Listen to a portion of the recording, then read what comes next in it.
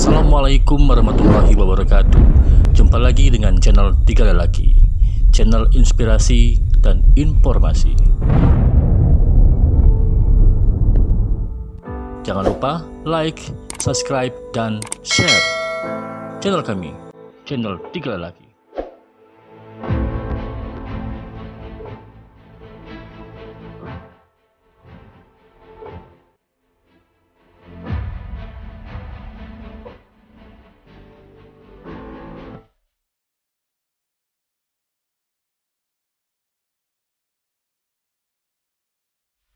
Assalamualaikum warahmatullahi wabarakatuh, sahabat Tiga Lelaki. Kali ini saya ngobrol dengan salah satu orang muda yang sukses, namanya Doan Julian. Dia bergerak di bidang properti perumahan ya. Saat ini, dan luar biasa inspirasinya, masih muda.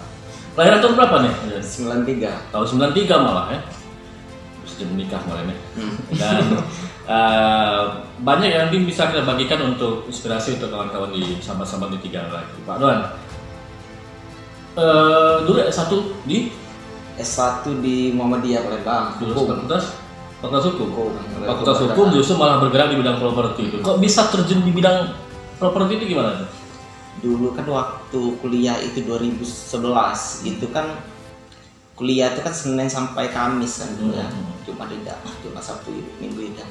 Nah jadi Jumat Sabtu Minggu itu memang diisi dengan kegiatan luar. Nah, kok pacak ke properti, itulah balik lagi ke relasi, berkawan sama siapa-siapa, kita diajak ngobrol-ngobrol.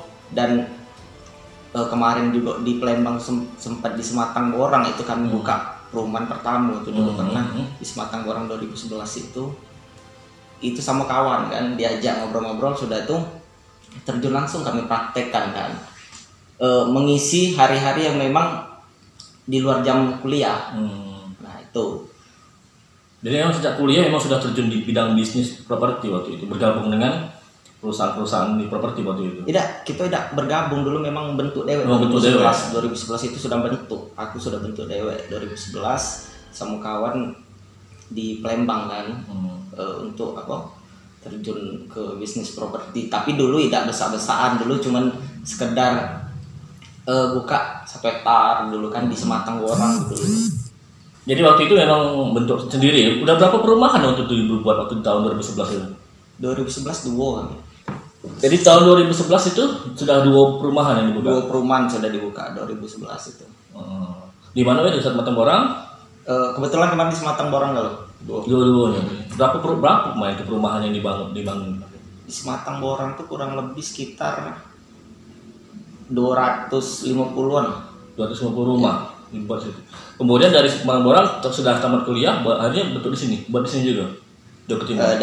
Dari tamat kuliah dulu, sebelum tamat kuliah tetap bisnis aku dulu, tetap bisnis aku.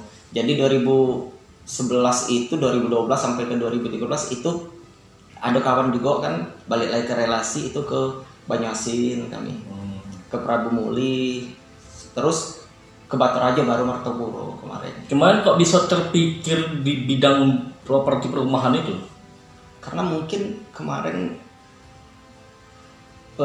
menarik ya, pertama menarik, sudah tuh juga ya kita berpikir itulah bisnis yang kira-kira resiko paling minim untuk kita bahasanya itu untuk menurun lah. Pasti kan dia naik terus harga ya, dari harga naik terus ya. Jadi dengan bisnis perumahan itu kayak mempunyai keuntungan yang besar kan, karena harga naik terus gitu kan. Tapi dulu kan bukan perumahan juga, kita tanah kaplingan juga kan gitu kan. Tapi kita untuk perumahan sama tanah kaplingan memang kita bentuk kawasan. Jadi kan konsumen itu menarik kan untuk ambil ke kita, bukan sekedar kita buka perumahan tanah kapling, tidak. Jadi kita memang kasih di situ fasilitas-fasilitas. Sarjana hukum bergerak di bidang properti dulu, justru malah sebenarnya sarjana ekonomi yang bergerak di situ. Tapi karena berkaitan dengan kenotariatan, yang di situ kan jadi paham kan sudah. Kan. Aku S2-nya aku ngambil di Unsri, notaris aku. Notaris. Iya. Sudah tahu sekarang, sudah selesai. Alhamdulillah. Dan kan aku Timur kemarin sempat ngobrol dengan Kepala Dinas pemukiman, pemukiman Padanan.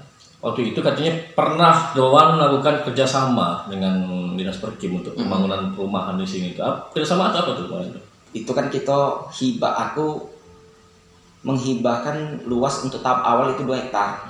Jadi karena aku lihat juga kan untuk terutama di Tekom yang dekat jembatan itu kan tiap musim penghujan kan itu banjir. Selalu tidak ada solusi, dalam arti bukan solusi apa ya, kalau kita kasih sembako apa ya tiap tahun ya itulah. Jadi kan aku koordinasi sama Pak Danan, mungkin ada dana atau apa yang bisa diperbantukan. Selain aku juga hibahkan tanah kan untuk membangun perumahan, untuk perumahan uang-uang yang sekitar kebanjiran itu kan.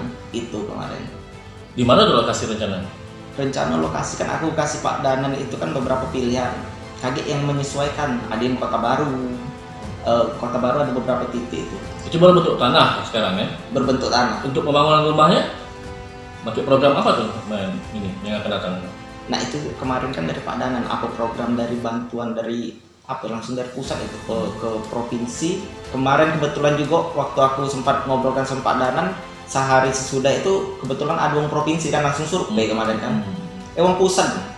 Pemerintah pusat terkait untuk rencana pembangunan rumah gitu ya. Sudah berapa banyak yang untuk di Oku Timur sini, berapa banyak properti yang udah dibangun?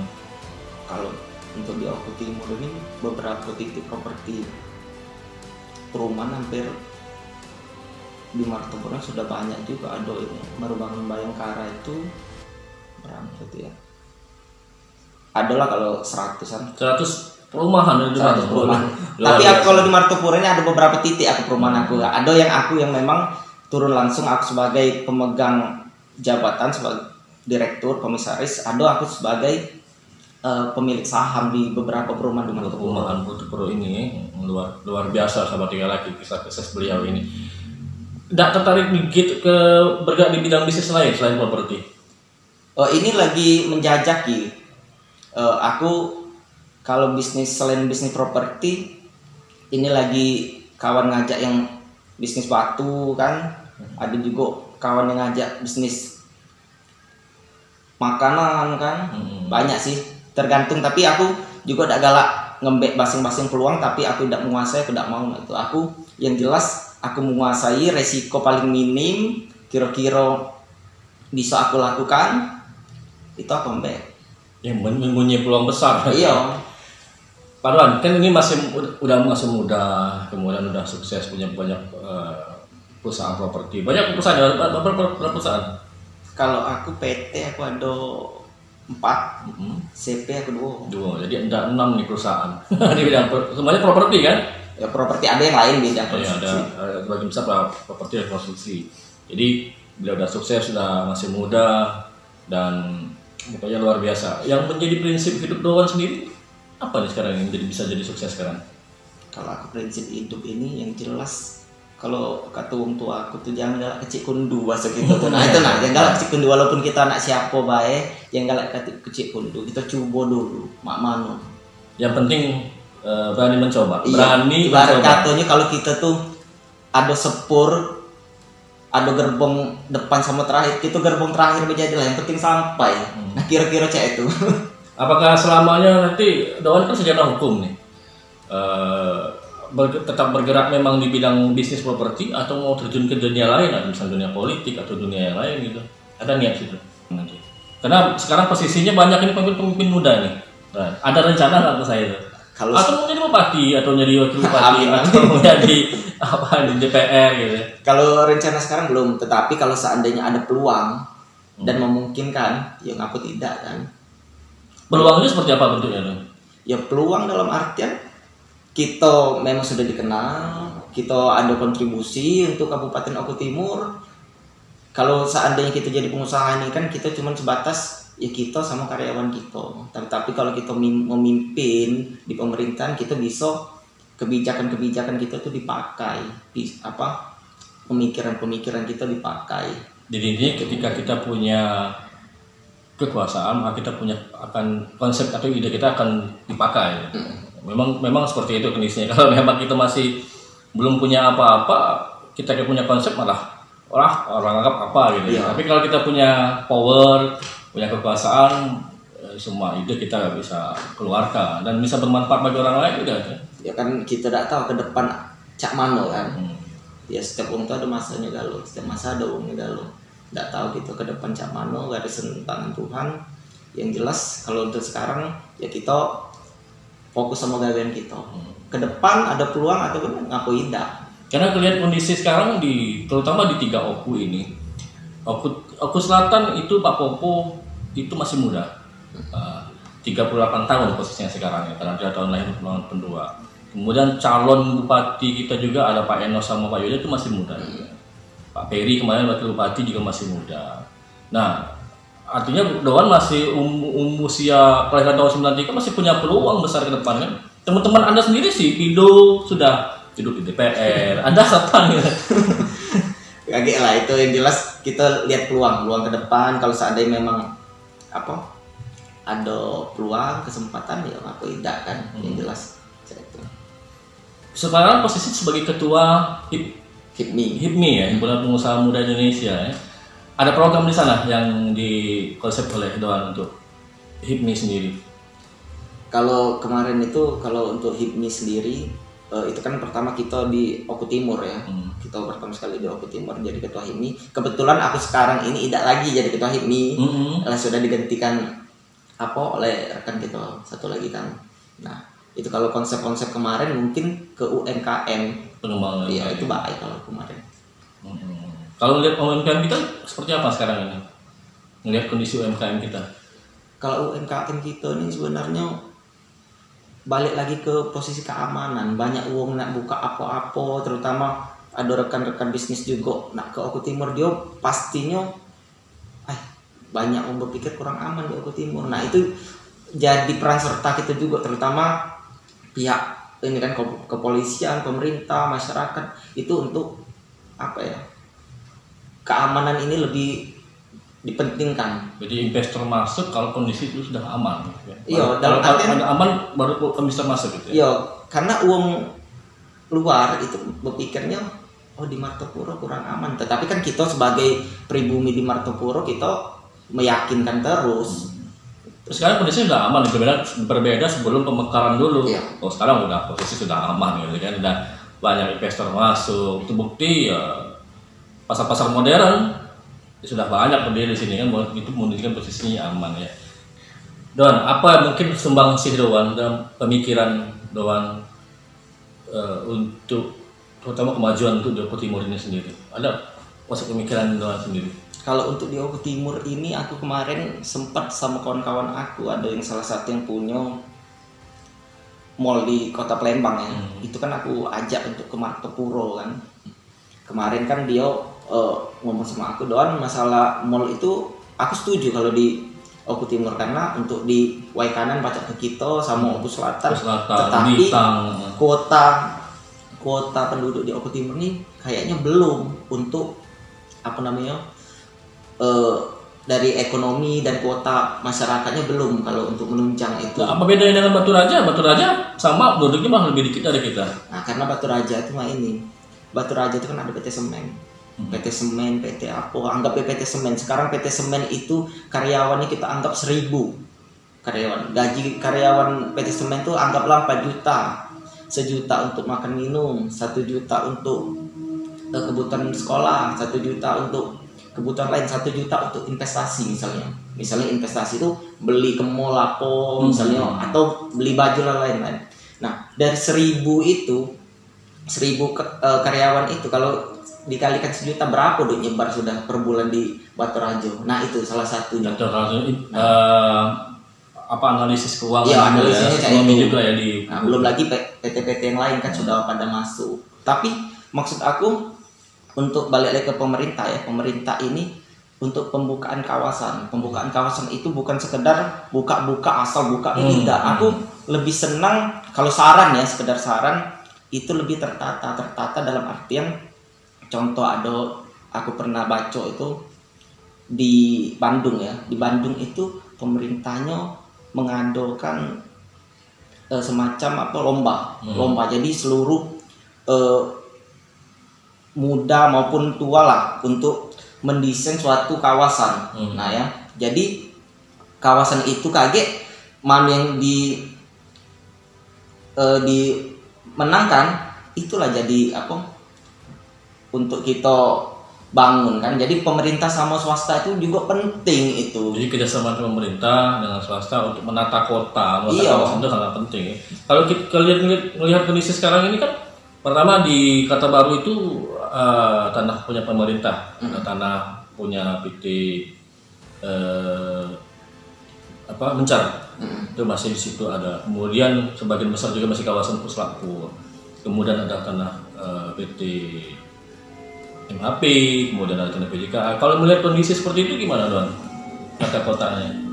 Itu dari tata kota itu kebetulan kemarin aku ada salah satu keluarga Pak Ibnu Sutowo ya, itu yang PT Mencar itu kan kemarin.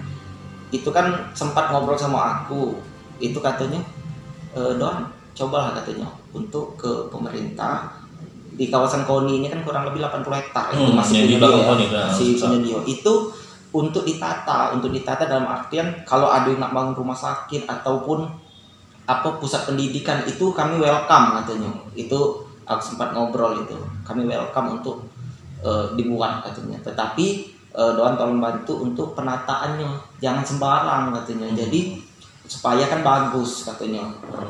Kalau Doan melihat kondisi sekarang, penata kotaannya sudah tertata belum nih? Kalau menurut aku sudah bagus, tetapi ada mungkin saran untuk lebih tertata lagi ya, dalam artian lebih mematangkan terutama di jalan, kondisi jalan. Sudah itu juga untuk pusat-pusat dalam artian pusat industri, pusat pergudangan itu pemerintah harusnya ada yang mengeluarkan izin, ada yang tidak. Jadi memang disetting sejak awal untuk apa pembangunan. Jadi untuk ke depan tidak cekcok dia, dalam artian memang dia suatu kawasan industri, ini suatu kawasan perumahan dan tempat RTH, ruang terbuka hijau kira-kira. Karena kita masih kabupaten baru, lahan masih banyak kosong, jadi masih punya kesempatan untuk menata itu. Iya.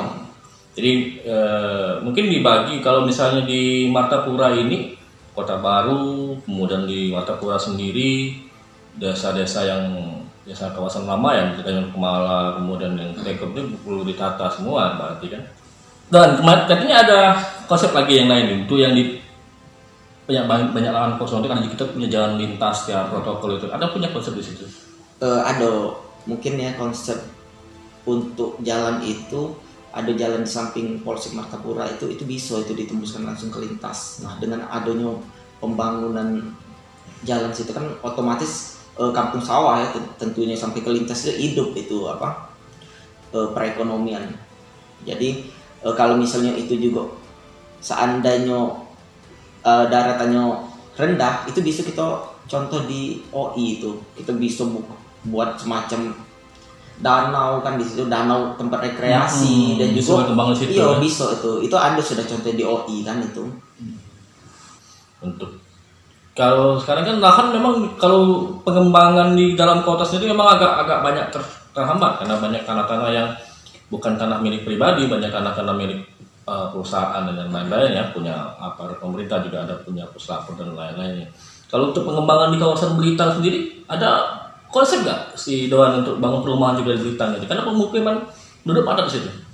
Kalau di kawasan Belitang itu memang ada pemikirannya gitu untuk di Belitang, tetapi maksud aku kemarin kan untuk di Belitang tuh kalau bisa kan kawasan di Belitang sama Martapura itu kami berawal dari Martapura dulu. Sebelum itu ke Belitang, kami sekarang ada beberapa lokasi kami di situ untuk kami bangun perumahan. Mungkin kalau kami membangun perumahan itu minimal 60% itu lahan kami dulu, baru kami buka karena kami terus nak berkembang kan itu kan, tidak kita buka siko tetapi ke depan mentok dia kita kehabisan lahan. Dia harus punya lahan sendiri dulu. Ya minimal kita 60% sehingga kan bisa kita buka-buka perkokoan juga kayak itu. Kalau kita misalnya kita bangun 1 hektar cuma kita ada lahan 1 hektar, 2 hektar, 3 hektar kemudian bukan lahan kita, ya kita tidak jamin kalau uang itu mengikuti konsep kita. Gitu ya. Dan udah sukses semua nih. Ada cita-cita yang mau tercapai belum ke depannya? pengen apa gitu ke depan, impian atau cita-cita yang ingin dicapai ke depan? Ya mungkin kalau untuk cita-cita ke depan,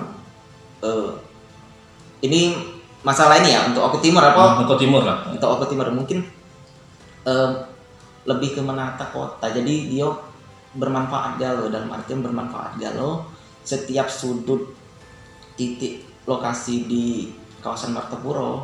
Contoh di Kota Baru itu perlu pasar itu. Kota Baru itu perlu pasar, orang Kota Baru itu jauh kalau nak ke pasar gitu. Nah itu kan lebih tertata lagi, mungkin lebih mempunyai kontribusi lah untuk Oku Timur. Kalau untuk pribadi, cita pribadi yang udah capai? Kalau untuk pribadi apa ya? Belum terpikir ke sana ya? Belum lah. Tapi artinya menjalani dulu ya jalan yang ada. Katanya hobi sepak bola di jalan. Sepak bola hobi besar. Karena informasi yang didapat beliau adalah siswa pertama Martapura FC. Ya dulu. Dulu SMA di mana dan? Dulu SMA 1 dan. SMA 1 Kota Baru. Kota Baru ya. Kemudian tadi sempat disinggung sama Doan juga berkaitan dengan yang mau bangun rumah sakit atau mungkin bangun kawasan perumahan di belakang KONI itu nanti disambut baiklah pemerintah, nanti kerjasamalah pemerintah menyebut baik itu dengan Doan dan juga keluarga Ibnu Stowo ya. Oke, sahabat lagi tadi ngobrol-ngobrol kita dengan Doan yang pria masih muda, kelahiran tahun 93, sukses dan luar biasa dan punya konsep pemikiran untuk memajukan dan mengembangkan Oku Timur sendiri dan punya prinsip hidup harus berani mencoba kata dia ya. Oke, terima kasih sahabat lagi. Jumpa lagi nanti di dialog-dialog atau ngobrol-ngobrol berikutnya di channel YouTube kita dengan inspirasi-inspirasi yang ada di Oku Timur dan juga di Sumatera Selatan. Terima kasih Pak Doan.